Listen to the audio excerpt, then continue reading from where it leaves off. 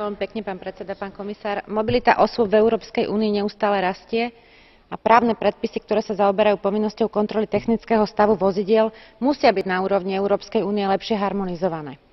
Prioritou číslo 1 musí byť najmä bezpečnosť cestnej premávky. Nové návrhy predpisov, ktoré Komisia predložila, sú podľa môjho názoru absolútne opodstatnené.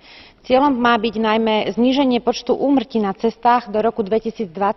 A povedzme si úprimne, že práve v tomto segmente nám na cestách umierajú najmä mladí ľudia vo veku od 15 do 29 rokov. Preto vozidlá a infraštruktúra musia byť bezpečnejšie a účastníci cestnej premávky sa musia správať zodpovednejšie. Veľmi dôležitým aspektom tohto návrhu je najmä skutočnosť, že ide iba o minimálne pravidlá a členským štátom musí byť ponechaná možnosť, aby si ustanovili aj prísnejšie pravidlá. Návrh je dôležitý aj z hľadiska vyššej úrovne ochrany životného prostredia.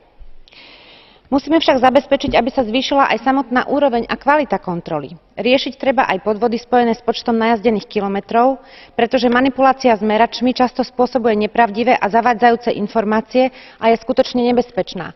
Dnes som mala možnosť opäť vidieť veľkú dopravnú nehodu na jednej z nemeckých diaľnic a vidieť prevrátený a zhorený obrovský kamión vyvoláva určite obavy nielen vo mne, ale najmä v tých množstvách áut, ktoré za týmto autom išli a ktoré tam museli potom dlhý čas čakať, nehovoriac o zmarenom ľudskom živote. Takže venujme sa tejto téme naozaj s dôslednosťou, ktorú si zaslúži. Ďakujem pekne.